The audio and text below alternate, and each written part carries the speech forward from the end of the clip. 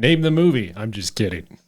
Nightmare on Elm Street. Is it Jason Voorhees, perhaps? That was pretty damn creepy, actually. Yeah. I enjoyed it. I got a little bit of chills. Just a little, yeah, your arms are all prickly. Yeah. They're always like that. Oh, man, you gotta go see a doctor. Got the prickle arms. All right. So tonight we have a...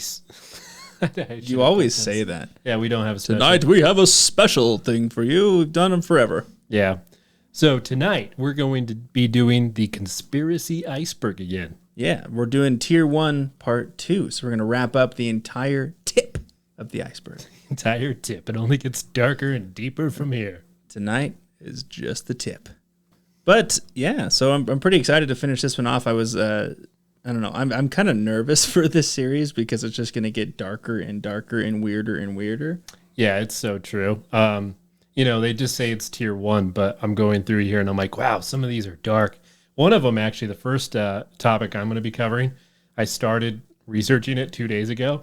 And like, I kept finding these weird, dark theories, and I ended up just spending the whole night like researching that subject. It's just like soaked up your entire evening. Yeah, I'm like, wow, this is interesting.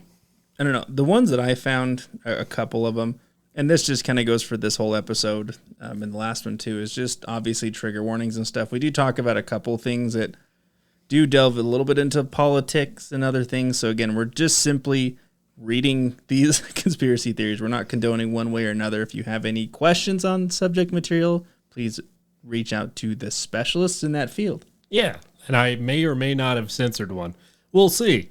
I had to censor a few. Or not censor, but like only talk about the tip. I got creative. All right, let's jump into mine. So the first topic is celebrity death conspiracy. Oh. Right? What? Like, do celebrities actually never die? Yeah. Is it all covered up? Like, I think Elvis is still alive out there. You've heard the, like, stories where, like, a celebrity has died under mysterious circumstances? Yeah. It's like they died from pneumonia in their own home in Los Angeles. It's not even cold. I mean, I'm sure that can happen, but it does seem pretty weird. I don't know if you're going to be going into this story in particular, but this reminds me of, what's his name?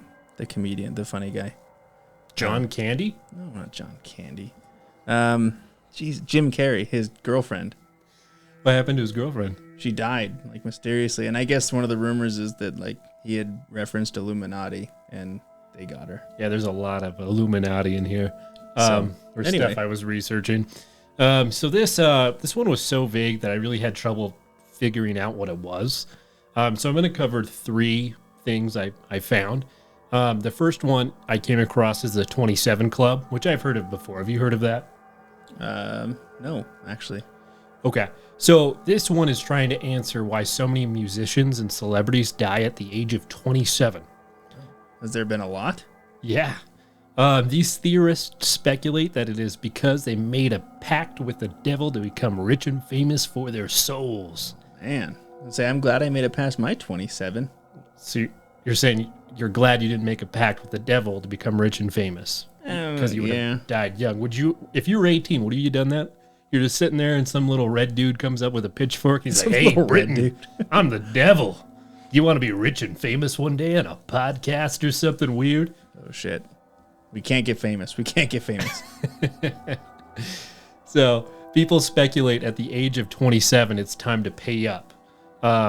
So some notable celebrities on this list is Jimi Hendrix, Janis Joplin, Jim Morrison, and Kurt Cobain, just to name a few. On Wikipedia, I believe they had like 75 people on shit. This list. All of them 27, huh? Yeah. One interesting facet is Kurt's mom was put on record saying that she told him not to join that club, like it was some kind of choice. Son, please don't. No, it was literally like she was on an interview and she's like, I told him not to join that club. Wow. The next one is the blonde bombshell conspiracy. Oh. This points at the tragic passings of Marilyn Monroe, Brittany Murphy, Anna Nicole, and many others who have died under mysterious circumstances. The theory speculates that someone powerful in Hollywood is killing these celebrities as some form of ritual sacrifice. Wow. Some powerful form of Hollywood mojo magic. Yeah. All right. The next one is called the doorknob conspiracy. Oh. Don't touch them doorknobs. So if you were to, let's say like you had no choice and you had to, stop playing a video game called Life, and you had to do it a certain way with like a rope.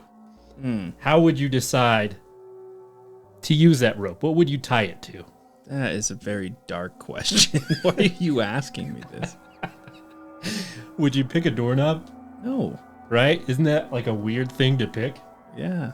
So I agree. But I'm guessing this is what this is because it's the doorknob conspiracy. All right.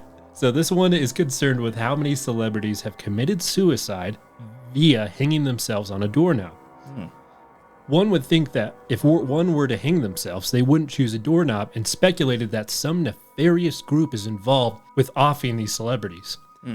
This is considered to be a ritualistic sacrifice and a calling card to other celebrities to not speak out on certain things and to stay in line. So if you really think about it, like, it kind of makes sense. I'm not saying it's real, right? But like if you were a celebrity and you knew like all these people are in on some type of cabal, and if people were offed in a weird way and it was said it was like they did it themselves, you'd be like, oh my God. Like they were like speaking out. I need to just make sure I'm not towing the line. Right. And that's basically the idea behind this. This theory also goes further and says these celebs were about to come public with some horrible things about activities elites do behind closed doors. That's about as far as I was going to go with that because there's a lot of it's very specific and not good. Yeah, there's a lot of those. Like a lot of these theories do revolve around these elite members just doing horrible things. We'll just leave it there. Yeah, if you're interested, look it up on your own. On your own browser. Some celebrities on this list include Robin Williams, Chester Bennington from Linkin Park, and my favorite person, Anthony Bourdain. To further muddy the waters, Anthony was put on record that if he were ever to do the deed that we are talking about, he would use a specific drug that starts with the letter H, as it's a painless way to go. Yeah, I was really bummed when all these people died, but Chester got me pretty good because I listened to a lot of Linkin Park back in the day. Saw him in concert twice. Yeah, do you know his best friend 2 months after like exactly did the same thing? Are you serious? And apparently they were having conversations about actually making some information public about a certain subject that we will not say on this podcast. I had no idea. Yeah. That's really unfortunate. All right, let's move to the next topic. Becks. Becks. Yeah, I hate Becks. They scare me. So what these are is Beck stands for black-eyed kids. Yeah, that's ominous. Yeah, right? There's a couple of black-eyed children running around. Not black-eyed peas. Kids. I got a feeling. Ooh, ooh. The story of the black-eyed kids began with one Brian Bethel, a journalist in Abilene, Texas. One night in 1996, he stopped in a parking lot of a movie theater using a lot's light to write up a check. Suddenly, he was interrupted by a knock against his window. When he looked up, he saw two younger boys. Their faces were obscured, but he could tell they were roughly teenage, with one slightly older. They asked if he'd let them in his car, saying they needed a ride. Nope. Back to their mother's house. For some reason, though, Bethel felt a wave of intense fear sweep over him. It's like, son, I can't let you in. You look a little Scotia satanic there. Get away from my car. But have it at one point in your life, like, got unreasonably scared for some reason, and it feels like it's just your gut telling you, like, get out of here. I mean, not with recent memory, but I'm sure it's happened. Yeah. So this is kind of what he's describing. It was then he realized that their eyes had no color. Bethel immediately turned his car on, hoping to escape from whatever these children were. As he tried to pull away, the children yelled through the glass, "We can't come in unless you tell us it's okay. Let us in." Holy shit. Right? So I'm imagining it's not just like extended pupils. Like their whole eyeball is just black, I'm imagining. Yeah. Bethel's car shot out of the lot in seconds. Yet when he looked back, the two children were gone without a trace. Bethel wrote in his experience on the mailing list dedicated to those interested in paranormal happenings. To me, this like discredits his story completely. I'm a journalist. Jesus. From there, the story leaked to the wider public, and the tales of the Becks have become an internet horror icon. Thousands of people were told of their encounters with the black-eyed kids. Some of these stories are fictional, some supposedly real. Regardless of their validity, the stories share a common modus operandi. The children will appear suddenly at night to an isolated adult or small group of adults. Oh. They will ask for the adults to let them in their house or vehicle. Little vampires. Yeah. I cannot come in unless you extend an invitation. Is that garlic you have there? No, that's my keys. Oh, thank God. Bats. For no discernible reason, the adults will feel an intense fear which prevents them from allowing the children inside, and they lock their door of their house or car. The Becks will continue to demand entry, but would either eventually wander off or the adult victims escaped. They also say that their eyes are as black as coal. All right. That's intense. That's a little scary. So the next thing we will talk about is a theory that shall not be named. But it concerns with a religious group of people said to control the world via macro policies. They are responsible for wars and poverty, suffering, and much more. Jesus Christ. To give you a hint, in the movie Spaceballs, Bartholomew meets a nice lady that he finds out is Druid, in which case he says, "Oh, you're Druish?" That was a clever way of covering that one. Good Yeah, for you. I tried. Yeah, that was one of the ones that I was like, do we even cover? That's what I did, man. Yeah, no, that's some of these are just fucking wacky, dude. Okay, so that's your three, right? So, okay, awesome. All right, let's jump into some of my theories here. Well, not my theories. They're not my theories at all. Wait, you started these theories? Yes. Oh my gosh. Okay, so the first one revolves around a little place called Antarctica. Oh, cool. There are so many theories that revolve around Antarctica. It's not even funny. It's a frosty theory, people. Chocolate Frosty from Wendy's. So Antarctica itself has several theories, so I'm just going to touch base on just a few of them. One of the bigger theories is that an ancient civilization built pyramids there. Can you believe it? Yeah, I've heard about that. It's possible. I mean, because before, I don't know how many thousands of years ago, maybe hundreds, like Antarctica had vegetation and life on it. Yeah, well, I think we're actually going to cover that here. So in 2016, 3 pyramids were discovered in Antarctica that measured over 4,000 feet tall, which is roughly 10 times higher than the Great Pyramid of Giza in Egypt. Can you imagine that? Interesting. Yeah, 3 of them in Antarctica. It's like you wouldn't think that you're going to go see pyramids in Antarctica. It's like, I'm going to Egypt. It was built by the damn penguins. The strange part about this is the fact that there are no records indicating any ancient civilization existing in Antarctica. Theorists state that Antarctica was at the equator some 100,000 million years ago, and that the ancient civilization built them at that time. Yeah, that would be crazy just because humans are only expected to be around 200,000 years old. Right. But this is an ancient civilization. You're saying millions. I mean, I would assume if there are pyramids, they would say they're humans built them, but who knows? Right. Scientists counter these claims, saying that they are either horns, which is formed after erosion washes down the sides of a mountain, or that they are Nunatak Mountains. So, yeah. What's your thought? Do you think an ancient civilization erected pyramids in Antarctica? I'd probably go with the mountain theory. Yeah, that's where I'm at too. Other theories that happen in Antarctica include the lost city of Atlantis being under Antarctica, secret bases being housed there, alien constructed icebergs. Yeah, that's a real thing, man. Like the aliens came down and built these icebergs, and UFO crash landings, along with a few others. So yeah, that's Antarctica. I mean, you could spend so much time going over all these theories in Antarctica. That theory chilled me. Oh my God. Dad joke. You're not even a dad. Or are you? Nothing? I changed my name for this podcast so they wouldn't find me. Oh, that's smart. All right. So the next theory is involves the CIA maybe being in the drug trade. Oh, I 100% subscribe to this theory. Oh, do you? Yes. So obviously this one's pretty self-explanatory. It goes into the idea that the CIA is involved in drug trafficking. There have been several books published on this theory by historians and authors such as Alfred McCoy, Gary Webb, and Alexander Cockburn. Good pause for Cockburn.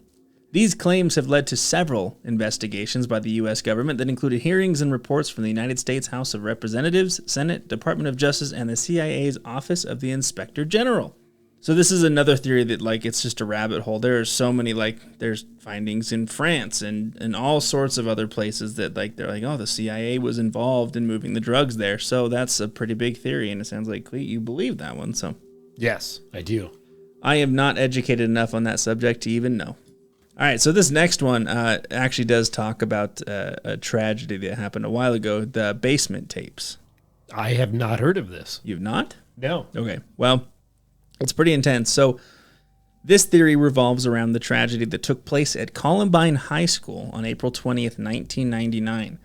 Eric Harris and Dylan Klebold carried out a mass shooting, killing 14 students and one teacher while harming many others. So you know the Columbine shooting, right? Yeah, of course. Right, so... those two that shot and killed everybody, they were among two of the students killed as they did commit suicide after the fact. But 5 videotapes were found that had been recorded by the killers outlining their entire plans, talking about the supposed kill list, how they were going to carry everything out. Like 5 tapes made by them were found and watched. The tapes were seen by a Time magazine reporter named Tim Roche. And after publishing his article on them, the family members of those deceased kids threatened to sue Jefferson County as they weren't even given the option to view the tapes. I mean, they just felt like, hey, our kids were killed. We should be able to watch these tapes and see what these monsters did. An agreement was made that gave the family a quick screening time for the tapes, and then they were to be vaulted away indefinitely. So, the theory here lies in the fact that people don't know where the tapes are, and every now and again, you can see various clips of them will just be shown online, like they'll just pop up at random places online. So a lot of people speculate that they're traveling around, being passed from hand to hand, and, you know, being swapped by various individuals. So Okay. it's the basement tapes. I have heard of that. I just didn't know that's what it was called. Yeah. So, all right, that's my 3. Okay, cool. So this one is called Operation Northwoods. Ooh. In the early 1960s, America's top military leaders reportedly drafted plans to kill innocent people and commit acts of terrorism in U.S. cities to create public support for the war against Cuba. Oh. Codename Operation Northwoods. The plan reportedly included the possible assassination of Cuban emigres, sinking boats of Cuban refugees on the high seas, hijacking planes, blowing up a U.S. ship, and even orchestrating violent terrorism in U.S. cities. The plans were developed as a way to trick the American public and the international community into supporting a war to oust Cuba's then new leader, communist Fidel Castro. America's top military brass even contemplated causing U.S. military casualties, writing, "We could blow up a U.S. ship in Guantanamo Bay and blame it on Cuba." And casualty lists in the U.S. newspapers would cause a helpful wave of national indignation. This is plenty of documentation for this theory to be true, and thus begs the question, has the government considered this again or even possibly engaged in this activity similar to this recently? Yeah. Recently. Yeah, there's a lot of information on this, and it's like literally like I think I got this from ABC News. Oh, okay. Yeah. So it's just right there. Yep. All right. This one is, the next theory is called PSYOPs, which is psychological operations.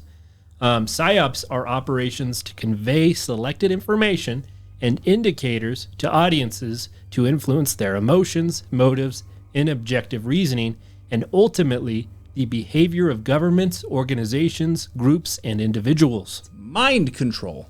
Yeah, mind control. Yeah. Good old mind control. Yeah. What are you, Alex Jones? The purpose of the United States psychological operations is to induce or reinforce behavior favorable to U.S. objectives. They are an important part of the range of diplomatic informational, military, and economic activities available to the U.S. They can be utilized during both peacetime and conflict. Theorists in the United States asks if the government does this to its own citizens via possible tragic events to try to gain more government power, or doing this when you look at stuff online. PsyOps. Psychological operations. That's a deep one. Yeah. It's deep as an iceberg. The next one is the Vela incident. In the early hours of September 22nd, 1979, U.S. satellites Vela 6911 detected a pattern of intense flashes in a remote part of the southern hemisphere where the Indian and Atlantic Ocean meets. Almost simultaneously, a muffled, dull thud was picked up by the U.S. Navy's undersea sound surveillance system. So sus. So sus. Because it's suspicious. very suspicious. All indications were that a low-yield nuclear weapon had been detonated halfway between the south coast of Africa and Antarctica. No nation-state has ever claimed responsibility for testing a nuclear weapon at that time and location. Over a decade earlier, in 1963, the treaty banning nuclear weapon tests in the atmosphere, outer space, and underwater had been adopted by all the major nuclear weapon powers. So this is a classic case of who done it, I don't know. because it was illegal to do. U.S. satellite Vela 6911 was part of a matrix of global satellites put into orbit to help enforce this partial test ban treaty. The lifespan of each satellite was estimated to be only 18 months. Damn. However, the hardware was still successfully detecting detonations many years later. Vela 6911 had already accurately tracked 12 atomic detonations before the mysterious incident in 1979. The whole satellite network had yet to record a single false positive for any nuclear weapon signature. Damn. One problem in studying the data was that the design of the Vela satellite and a distant orbit of 70,000 miles from Earth meant that the exact location of the event could only be narrowed down to a 3,000-mile radius. Yeah, you could find something easily within 3,000 miles. In the middle of the ocean. Not a needle in a haystack or anything. Available data from sensors suggested the Vela incident occurred in the vast region of the ocean between the tiny and isolated Bouvet Island and the uninhabited Prince Edward Island, belonging to South Africa. The CIA studied the signal and concluded that a low-yield 2 to 4 kiloton nuclear device, no responsibility was ever admitted by any nation for conducting a covert test. However, U.S. intelligence had compiled reports with a list of the most likely suspects. Wow. So just FYI, if you guys ever want us to look into these topics in more detail, send it to our emails, because this is just a skim of all of the stuff we're looking at. Right. There's a lot of topics that or theories that I covered that, like I said, there's so much information that you could just get a wealth of just bits and pieces, and it's hard to kind of narrow down to the most critical things. Sometimes like I want to tell all this shit. Okay, so back to my three. So this one is one of the ones that I literally don't know of what they were talking about, but it's creepypasta. Yeah, creepypastas. Like, yeah, but like, what is the theory behind creepypasta? I would assume like they're real or something. Yeah. So, I mean, again, I searched everywhere from like conspiracy theory, creepypasta, and it kept bringing me creepypastas written on conspiracy theories. So I'm like, okay, that's not going to help. But for those who don't know what a creepypasta is, they're basically horror-related stories published online that have a wide variety of topics. And they're typically read really quickly, just a matter of minutes. There's some that go through a series, but anyone can go on, write scary stories, and it's just a huge, advent for that.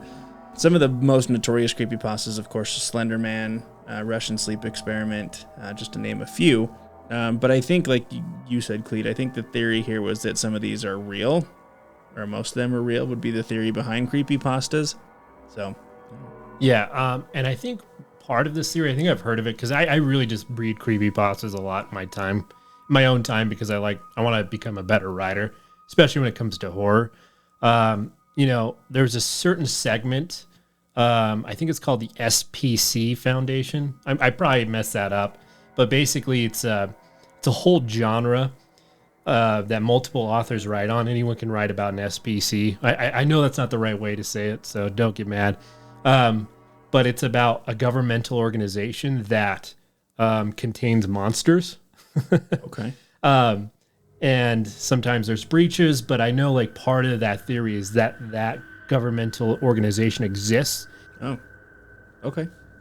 Yeah, I didn't know that. I know you've done a lot with creepypastas more than I have. Yeah. But yeah, I literally could not find what the theory was. So I'm just going to assume that the theory is that these are real and that they're not actually just fake stories online. So, all right. So this next one, of course, again, is one of those trigger warning ones, but it's, Trump conspiracy. So again, this one can easily become a rabbit hole. And we're simply covering theories on the iceberg. So we're not leaning one way or another. So, just chill. But the biggest theory I could find involving Trump revolves around the whole group known as QAnon. So if you don't know what QAnon is, obviously you can Google it, and it's just, it's a group of individuals doing things. When he finally spoke out about the group, he said things such as, "I don't know much about them, but understand they like me, and they love our country." The theory surrounding QAnon is centered on the belief that Trump is attempting to save the world by waging a secret campaign against enemies in the deep state and a child sex trafficking ring run by global elites that are satanic pedophiles and cannibals. And that's all I'm going to go into on that one. You said what I wasn't going to say, my celebrity theory with the doorknobs. Well, I'm just, look, and that was even heavily censored from a lot of the stuff I was even finding. So Britain, now we're on the list. We're going to die on a doorknob. Fuck. All right, and then the last one revolves around something called brainwashing, which we kind of talked about a little bit with yours. Psyops. So this one is interesting because I think that everybody has heard the term brainwashing. But to a degree, brainwashing is just another word for behavioral change or thought control. It's easily provable, but the theory jumps into the more intense side of things, such as complete mental control of somebody else. Yeah, like I believe in mind control in ways that, like, if you influence them externally, like they're more likely to think the way you want. But absolute mind control, I don't know. Yeah. I mean, but like you said, there's ways of influencing the brain to like hear patterns and start to think a certain way. Like there are some really crazy things that you can do with that. Smoke. But yeah, this is total brainwashing, like total control theory stuff. But you also have something called that I found on here, organizational brainwashing, which is the theory that corporations are out to turn us all into worker bee zombies focused on work and work alone. So that theory does exist. So that's the good old brainwashing. You know, I don't think that's true, but sometimes I feel like that's true. I feel it. I can feel it. All right, Cleet, back to you. All right. So the next theory is giants. Giants. Ladies and gentlemen, they might be giants. The New York Giants. The only thing I'm good at is whistling in the dark. All right. This theory says giants are real, at least historically, before an extinction event happened. You know, a.k.a. humans. Humans came along and got rid of the giants. Murdered them all. Shit. I think it was the meteor that wiped out the dinosaurs. Oh, there you go. The theory also postulates that whenever giant bones are found, they are covered up by the world's governments. For example, people often point at the Smithsonian for taking these bones for examination and destroying them. But why? As for the reason why this is said to be happening, I'm not sure. Okay. I kept looking, and there were some religious conspiracies saying that they were connected to like the giants in the Bible when the angels came down and had the babies with the women. But I'm not sure why that would warrant a cover-up globally. Maybe it would just like prove the Bible's real or something. I'm not sure. We can't let people think giants were real. We have to cover this shit up. Why? I mean, maybe I missed it, but I really tried to find more information on this, and I just couldn't. It kept sending me to like football conspiracies and other there's things. So many sports teams named the Giants, Yeah. so that's what the internet's going to force you to look at. It's mind control. They're brainwashing you. Yeah. There's no giants. It's just the baseball team. We don't have those Bible giants here. All right, next one. Padma McCord. So this is a movement on the internet that sprung up around a woman who posts heavily edited photos of herself across many many different platforms. Wow, that's very many. Sets up several domains under her name, uses hundreds of keywords to gain traction for her real estate, in quotations, company, but only posts random stock footage and collages of photos that look what Joe Rogan sees when he does DMT with Joey Diaz. Nice.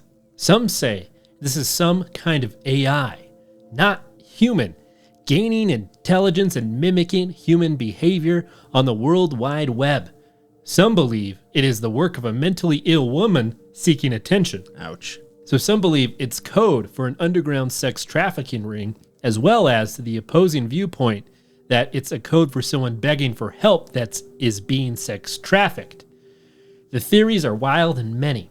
However, a quick Google search will not yield many posts. As soon as someone makes content in regards of Padma McCord, it is taken down abruptly off the internet. Wow. Now, I had trouble finding anything on this one. I think that's kind of the point. A lot of these theories are going to be pretty difficult to find. So Giants Padma, and you just got Elisa Lam. Oh, Elisa Lam. Yeah, we did Elisa Lam before, in depth. Listen to it. This is just going to be a quick play-by-play.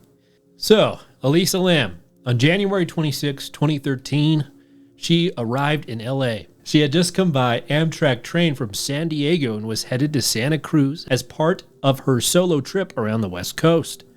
The trip was supposed to be a getaway from her studies at the University of British Columbia in Vancouver, where she was originally from. Her family had been wary of her traveling by herself, but the young student was determined to go at it alone. As a compromise, Lam made sure to check in with her parents every day of the trip to let them know she was safe. That's why it struck her parents as unusual when they didn't hear back from their daughter on January 31st, the day she was scheduled to check out of her LA hotel, the Cecil. The Lambs eventually contacted the Los Angeles Police Department.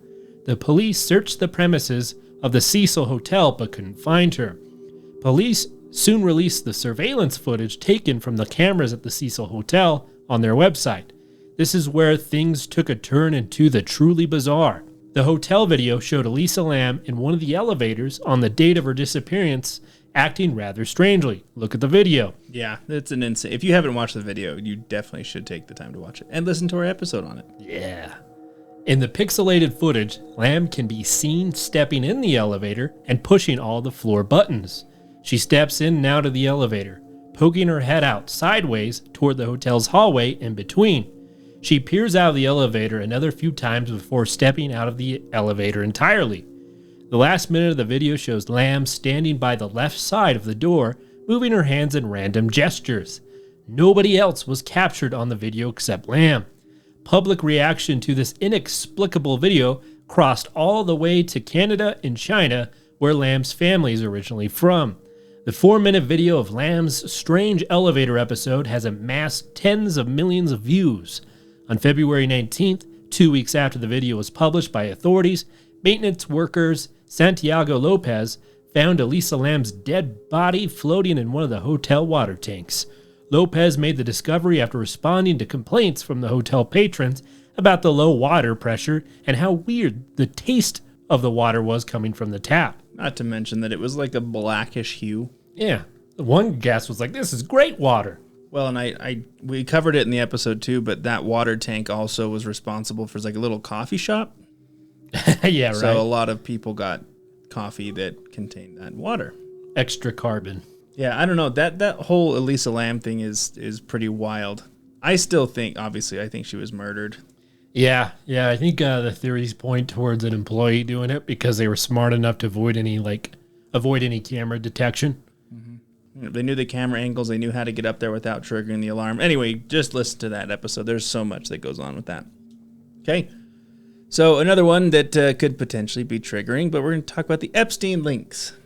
I never heard of the guy. What are you talking about? Yeah, okay. You can Google it.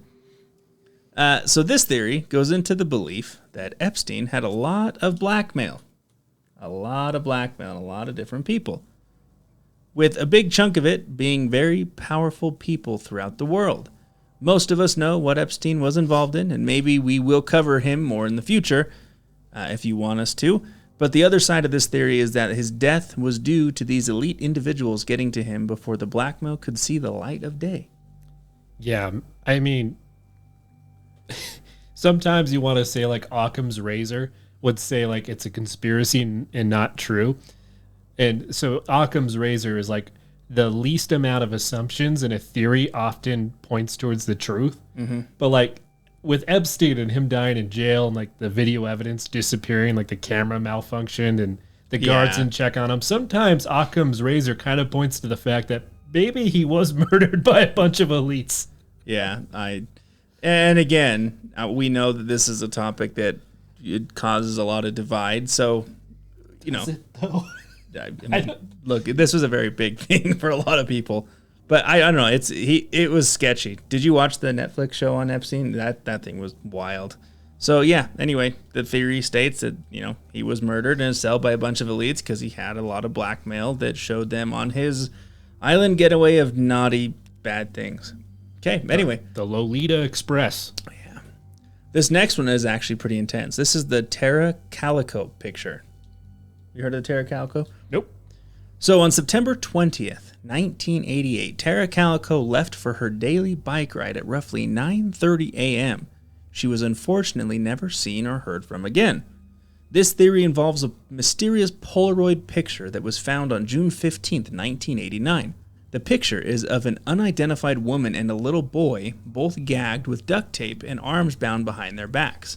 The Polaroid was found in the parking lot of a convenience store in Port St. Joe, Florida, so not far away from where she was. It's a really good resolution photo for a Polaroid and shows them seemingly in the back of a van in obvious distress. So this would not be a Polaroid picture you'd ever want to stumble across, right? Yeah. What do you think of, a monster? Yeah. Tara's mother was convinced that it was her daughter in the photo, as there is a matching scar on the leg that she got from a car accident and a book near her by her favorite author. Scotland Yard did an analyzation of the photo and concluded that it was Tara. However, a second analysis was done by the Los Alamos National Laboratory, and they disagreed with Scotland Yard. That would be a fun one to cover. Yeah. The FBI's own analysis was inconclusive. So, but like you said, this is one I actually want to cover because there's a whole story that goes into it. It's like other pictures that would begin to surface. But yeah, the theory is that Polaroid picture was of Tara, and that's like the last picture ever taken of her. So, sad story. And then this one is kind of wild. This is the Mad Gasser of Mattoon. Can't make that. I've never even heard of this before. Like, if anyone said, "Hey, Mad Gasser of Mattoon," I'm like, "What are you on?" He would just come into the pub with a big bowl of beans, and he wouldn't stop eating. That's disgusting. Like them peanuts. So I had never, ever in my life heard of this thing, and it was actually kind of fun and interesting to research. But it's pretty wild. So in the 40s, over 24 cases of gassings were reported to police in Mattoon, Illinois. So gas attacks. Like not farts, Cleet. Gas, like deadly gas. Yeah, poison. That's pretty scary. Okay, the victims reported that a strange odor would start to, show up inside their home, followed by symptoms of paralysis of the legs, nausea, coughing, etc. So they're in their home, and all of a sudden they just start getting this really nauseous, gassy smell. After a bunch of research was done, no physical evidence was ever found. So, that being the case, investigators chalked the whole thing up basically to bullshit. Yeah, they were like, this is like a mass hysteria thing. Like, there's no gasser coming around gassing people. There were also suggested causes such as spilled nail polish or even animal scents from local factories nearby. All of the victims, however, claimed that it was an individual who was responsible for these gas attacks. So this guy got the name of Mad Gasser of Mattoon, but no one was ever caught. They just said, yeah, you're a bunch of crazies. But over 24 people saying, yeah, there's one person that gassed me out. It's so weird. Anyway, back to you. You good? Yeah. Gassing you out, get you? Somebody just gassed me out of here, man. You're fucking gassing me. Knock it off. All right.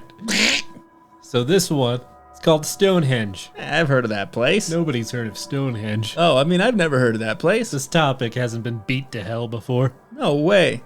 What is Stonehenge? All right. Stonehenge is an arrangement of giant stone blocks in the southwest of England dating back somewhere between 3000 BCE to as recent as 1600 BCE. That sounds neat. Archaeologists have shown that the site of Stonehenge was not built all at once, but was developed over a great period of time. There is many theories on what Stonehenge's purposes is, but I'll just talk about one. Okay. Yeah, there was just so much stuff on here, so I just went with something crazy. I think you're going to go about the one that I like the most. Yeah. So this theory says that Stonehenge is the landing ground for the alien spaceships. Yes. An original radar indicating the direction owing to a very strong magnetic and energetic channels of the Earth having been concentrated there. It's always the aliens. Makes total sense. Totally. One thing in favor of this theory is the fact that the slabs of Stonehenge consists of quartz. Ah, It's the quartz. it's alien quartz. That cements the theory of the aliens. So is they the quartz. they landed in Stonehenge and then they flew to Antarctica and built some fucking icebergs. Yeah. And then the humans will be confused. Yeah. And then they took them giant bones away. Yeah. They're hiding them from us. The aliens are the giants. Oh, shit. This mineral is well known for its characteristic of emanation of the radio waves, which makes the megaliths a real radio transmitter. Oh, That is not crazy. And the magnetic anomalies, as well as the occurrences of UFOs with attributed to them crop circles, are quite frequent phenomenons in the area of Stonehenge. okay. I took this off the internet. I don't think it makes any sense. That's what they said. I mean, it makes a little bit of sense if you want it to. It's the damn quartz. Yeah. You are now listening to Stonehenge Radio, Stonehenge FM. Right. The next theory is COINTELPRO. Ah. This was it. So this is actually true. So Oh. this was an operation set in place by the FBI to counter the growing radical movements of the 1950s, 60s, and 70s. The FBI and the police pushed back the borders of their legally authorized powers in what they believed were justified violations of constitutionally guaranteed individual freedoms. FBI Director J. Edgar Hoover ordered his field agents to expose, disrupt, misdirect, discredit, and otherwise neutralize specific target groups. God damn. You will expose, disrupt, misdirect, discredit, and otherwise neutralize. You ever learn about J. Edgar Hoover? That guy was a little crazy. He was cool, but he's crazy. But anyways, among the groups deemed disruptive to the fabric of American society were the American Indian Movement, the Communist Party, the Socialist Workers' Party, black nationalist groups, Students for Democratic Society, and a sweeping range of anti-war and anti-racist environmentalist, feminist, and lesbian and gay groups. Jeez. Martin Luther King Jr. came under special attack, as did any organization that sought social or racial justice, such as the NAACP, National Lawyers Guild, American Friends Service Committee, and many others. The question is, does the FBI retain this power, and do they track groups that they consider radical today? It's a great question. The answer is yes. The answer is yes. Rhetorical. Okay, the next one is Mao Yale. This one was really interesting. In 1903, Yale Divinity School established a number of schools and hospitals throughout China that were collectively known as Yale in China. It has since been shown that Yale in China was an intelligence network whose purpose was to destroy the Republican movement of Sun Yat-sen. The Anglo-American establishment hated Sun because he wanted to develop China. On the other hand, they loved the Chinese communists because they intended to keep China backward and were committed to the production of drugs. One of Yale in China's most important students was Mao Zedong. The alumni families provided money for arms for the Yale in China communist members, with the expectation that if Mao and his communist guerrillas took over China, their own interests would be assured. However, when the communists took over in 1949, one of the party's first aims was ending both the opium trade and eliminating drug addiction in China. Opium addicts were executed at the firing squad en masse. Good God. As a result, the CIA would continue the narco-trafficking tradition and was forced to work with the Chinese mob, the Tirades, in order to finance black budget operations. Okay. That is pretty fascinating. I would like to know more about that one. I've never heard of it till now. All right. So, 3 more on my side. So, we'll start with the I-70 killer, which I think I actually did on our episode about the retail crime. Yep, I remember that. So essentially, the I-70 killer, in 1992, 6 store clerks were murdered. Most of the stores were located just a few short miles off of Interstate 70, which is where their name came from. They never caught the person who did it, but several sketches were made of the killer. This is still an unsolved case, which is primarily where the theory comes from. So 6 people were, I mean, there's a lot of theories too that like he targeted, I think this is the person that targeted women, but he also killed a man, but they said that he had a long ponytail, so they probably thought he was a woman because he killed him from behind. I don't know. It's just, this one's kind of wild. So that's the I-70 killer. So the next one, and this is one, again, I could find nothing. Mind over body. You ever heard of mind over body? Oh, is that what it is? Yeah, that's literally what this next one is. So I would assume it's a practice where people believe that their mind can change the environment around them.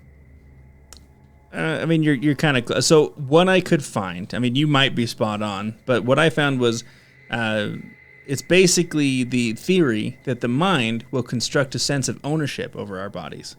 So, like, your brain thinks that it owns the body, and in your sense, what I could tell is, yeah, you could kind of create your own environment, and I don't know. There literally was next to nothing that I could find on this one. Yeah, interesting. Essentially, it's just your mind thinking it owns your body and can control the views, and I don't know. It was weird. That was one of the ones I looked for so long. I'm like, I'm done with this one. It's stupid. It's dumb. Okay, and the last one here, before I send it back, is Majestic 12. This one's cool. So, the Majestic 12, or MJ12 for short, is a supposed organization that was put together by an executive order by U.S. President Harry S. Truman in 1947. This group consisted of 12 members tasked with investigation of alien spacecraft. Nice. So this does jump back to a lot of theories involving Area 51, which is where they did conduct some of their research, of course, but this group is basically made to study anything alien in nature, any spacecraft, any crash landings, any UFO sightings, any of that stuff. This theory is still popular today among many UFO conspiracy theorists. Yeah, we should cover that. That'd be good. But the MJ12, it looks like a cool group. I wish I could have been invited. All right. So the next theory is Red Squads. Oh.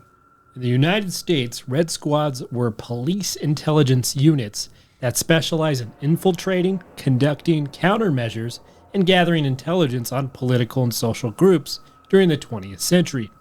Dating as far back as the Haymarket Riot in 1886, Red Squads became common in larger cities such as Chicago, New York, and Los Angeles during the first Red Scare in the 1920s.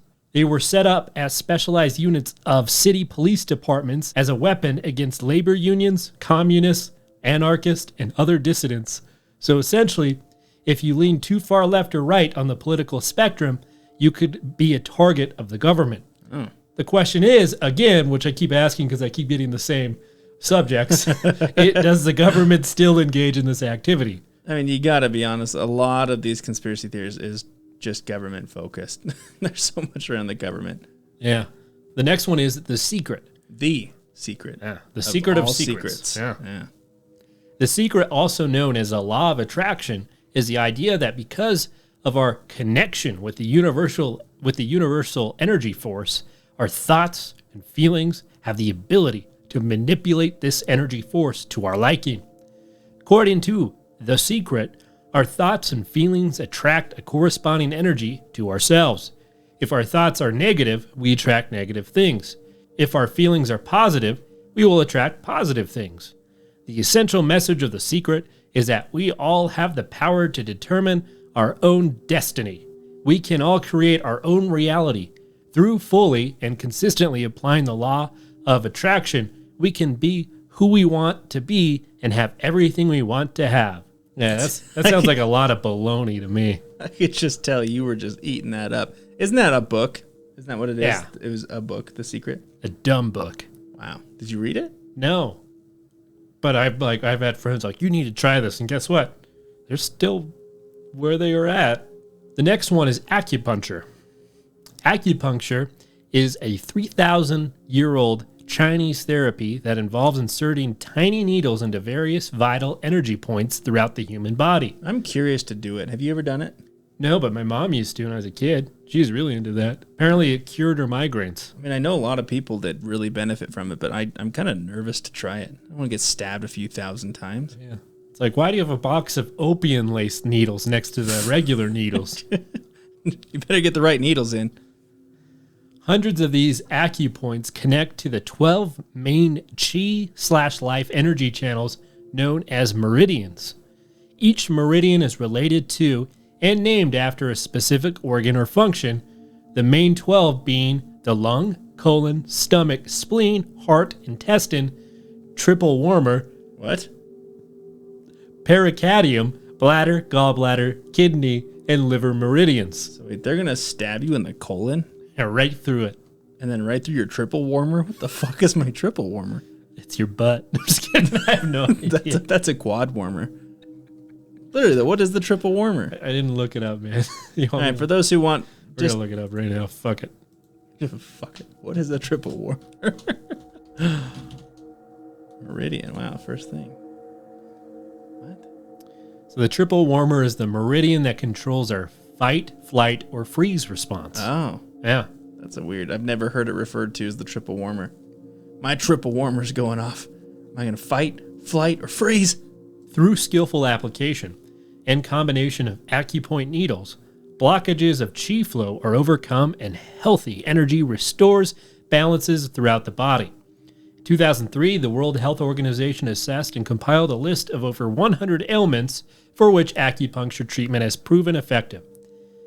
Just a small sampling of these include allergies, arthritis, depression, dysentery, dysmenorrhea, headache, hypertension, hypotension, labor pain, lower back pain, nausea, neck pain, sciatica, sprains, and stroke. I don't like Wow. what it helps stroke. I mean, like, how would you? I mean, it's the World Health Organization. Okay, Yeah.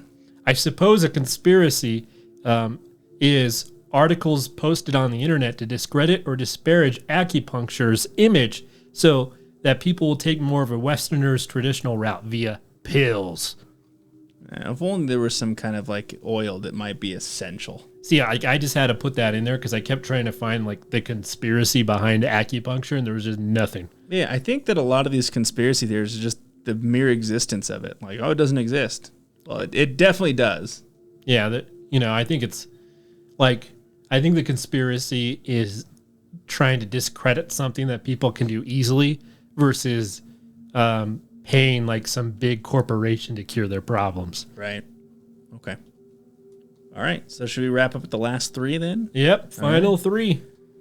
So the one I'll start with is the Max Headroom incident. This one is wild. I have never heard of this one, and it sounds really cool. Have you heard of this one? Yeah. Oh, you have? Yeah. I thought it was going to be like a new thing for you. Never Nope. mind.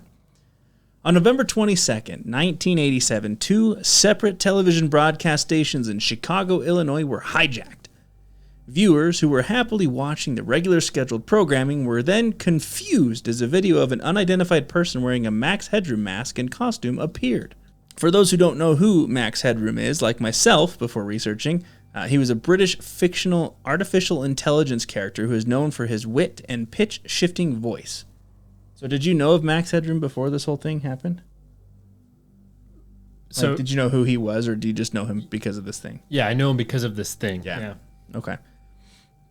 The video contained distorted audio and a corrugated metal panel that swiveled in the background to mimic Headroom's background effect. The first hijacking lasted roughly 25 seconds, which featured the individual swaying around, accompanied by a buzzing noise. That would just be so obnoxious. Just some guy like swaying with buzzing behind him.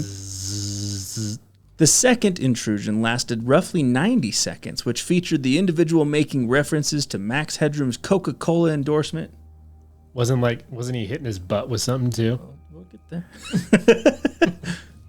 Clutch Cargo, which is a TV series, and all the greatest world newspaper nerds, in quotations.